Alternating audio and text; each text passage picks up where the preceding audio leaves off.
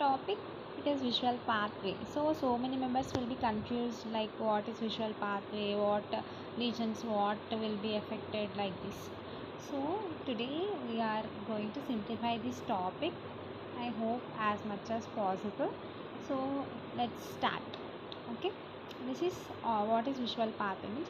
First optic disc, so after that optic nerve, after that optic chiasma, after that optic tract, lateral geniculate body. From there, if afferent fibers, sensory fibers will go to the visual cortex. So thereby visual perception. So what if lesions are happening, we will experience loss of vision. So what fields you will experience the loss of vision? This is the question, and I hope at the end of the topic you will understand. Okay. So first is optic nerve lesions, distal part and proximal part if it affected. So distal part of the optic nerve is affected, then the causes will be like optic. What are the causes for this? Means optic atrophy, traumatic avulsion of the optic nerve, means there will be no blood supply for the optic nerve, indirect optic neuropathy, ischemic optic neuropathy, and optic uveitis. So I want to ask a question: which which anti-tubercular drug will cause optic neuritis? It is ethambutol. Okay. So coming to clinical features, loss of vision will be there, indirect light reflex won't be there, near reflex will be present. Okay. Then if proximal part is involved, so you are seeing that ipsilateral side is like there is loss of vision there. Okay. Proximal part of optic nerve, if it is involved, then there will be ipsilateral blindness and contralateral quadranopia, means quarter of the vision is affected. So then abolition of direct, and on the affected side, okay, near reflex is intact. So if there is chiasmal lesions, chiasma means crossing of the optic nerve fibers. Okay, they are crisscrossing, means if the nerve is affected this side, means ipsilateral, there will be blindness, means loss of vision in the opposite side. So you should understand from chiasma, if you are saying that inferonasal fibers are affected, then there will be loss of vision in the temporal quadrant. This is important. So chiasmal lesions, intrinsic, extrinsic, and other causes will be there. So what are the causes? Intrinsic gliomas, multiple sclerosis. Extrinsic are compressive lesions like pituitary adenoma, craniopharyngioma, meningioma. Other causes are metabolic, toxic, traumatic, inflammatory, and lymphoid hypophysis, okay, sarcoidosis. So anterior chiasma means you are seeing here that third one is anterior chiasma. Okay. So anterior chiasmal lesions, what will happen? They affect the ipsilateral optic nerve fibers, central scotoma you will see, and contralaterally inferonasal fibers lesion will be there. So you will see temporal defect, as we see there is crisscrossing of the fibers. Willebrand knee means junctional scotoma will be there, central scotoma in one eye and temporal hemianopia in the other. We see this. So middle chiasma syndrome. Middle chiasma means that fourth one is middle chiasma. So what you will see in this middle chiasma? Bilateral, bitemporal hemianopia. This is bitemporal hemianopia, and bitemporal hemianopic palsy of pupillary reflexes. What are the causes of this? Means pituitary adenoma, craniopharyngioma, fracture to the base of the skull. Then next, post-chiasmal syndrome. Post-chiasma means after chiasma. This is chiasma, right? Post-chiasma means after chiasma. Okay. So post-chiasmal syndrome, we will see paracentral, bitemporal, which field defects. Here also paracentral descenter and bitemporal field defects. Visual acuity and color vision will be preserved. Okay. It, color vision preserved. Why they are preserved means macular fibers are not macula, you know, right? Where there will be a point called fovea, where the cones are densely packed. So cones are good for color vision, right? Cone's function is color vision. So there is no damage to those fibers, so color vision is preserved. And homonymous hemianopia on the contralateral side you will see. So lateral chiasmal lesions. Lateral chiasmal lesions you will see binasal hemianopia. See, this is nasal side, this is nasal side. You are seeing binasal hemianopia and binasal hemianopic palsy of the pupillary reflexes. So partial descending optic atrophy occur. What are the causes? Causes a distension of the third ventricle, pressure on the either side of the chiasma, atheroma of the carotids or posterior cerebral arteries. Okay, this is lateral chiasma. Okay, if this lesion occurs, then you will see this. Okay, next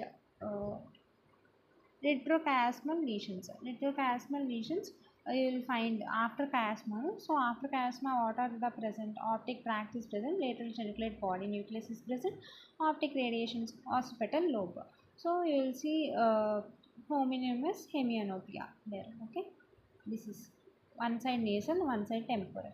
Ipsilateral temporal and contralateral nasal are affected. As we saw, they are crisscrossing. So vision loss will be seen in the opposite side. So we are seeing vision loss in ipsilateral nasal and opposite temporal. Okay, hope you understood. And contralateral hemianopia pupillary responses will be seen. This is known as Wernicke's reaction. So what are the causes? Demyelinating diseases, multiple sclerosis like that, and optic tract syndrome, compressive lesions, pituitary adenoma, craniopharyngioma, okay, optic tumors, okay, and large aneurysms of the superior cerebellar and posterior cerebellar arteries. Okay, that's it.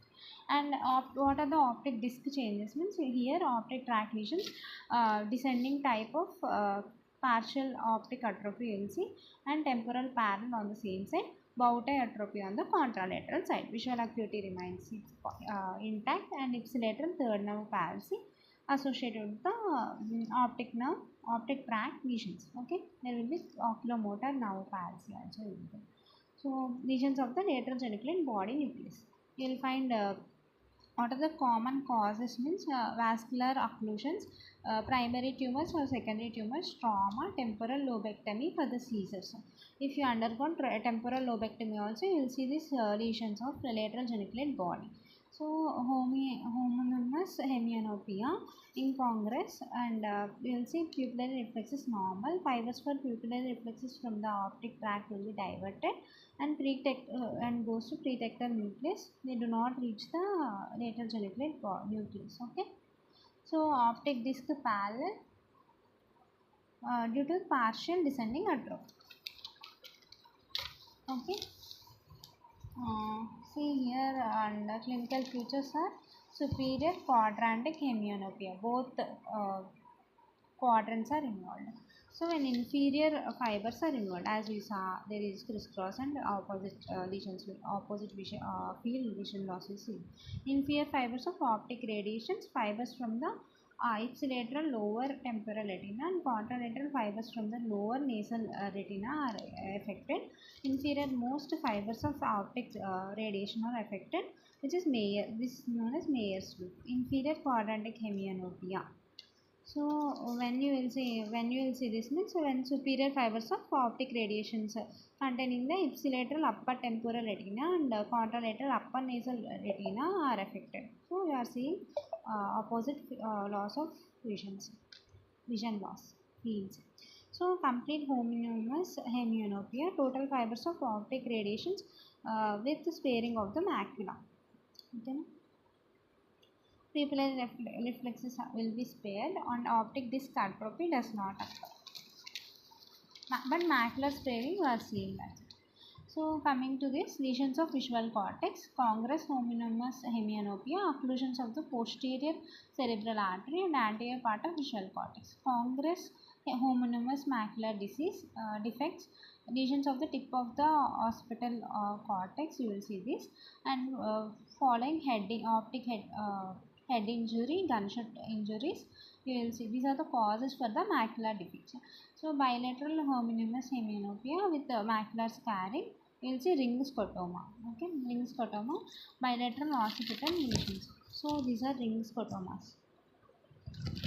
So you are seeing bilateral uh, central scotoma, bilateral lesions of the occipital cortex. So other manifestations of occipital lobe lesions are Anton syndrome, also known as visual anosoglia, cortical blindness you will see, and Redoch syndrome, statokinetic dissociation. With the mobility also, they can't find the vision. Dyschromoptopsia, acquired color blindness you will see. Uh, Visual hallucinations are unformed. Temporal lobe lesions, they are so visual hallucinations will not be seen here. Whereas in case of temporal lobe lesions, visual hallucinations will be seen, which is known as Charles-Bonnet syndrome, and polymorphia, persistent recurrent perception of the vision image may occur. Visual anesthesia, transpositioning of the visual stimuli from one hemifield to other. Polypopsia, multiple images of a single object will be appearing, but they won't disappear after closing of eyes also. Thank you guys. This is for today visual pathway. Main aim of this video is just to understand the visual pathway. So what are the lesions and which are affected? Just I'll summarize. So distal part of optic nerve, what you will see, ipsilateral loss of vision, and opposite side is paired. So next, the proximal part you will see same side ipsilateral vision loss, and opposite quadrant is involved, quadranopia. And third is anterior chiasma. Anterior chiasma you are seeing central scotoma and opposite hemianopia on the temporal side. And fourth is middle chiasma. Middle chiasma you are seeing both middle fibers are, so both temporal fields are affected. Fifth one is lateral chiasma. So we are seeing one nasal and both nasal sides are affected. Sixth and seventh, optic tract lesions and geniculate body, you are seeing one nasal and one temporal.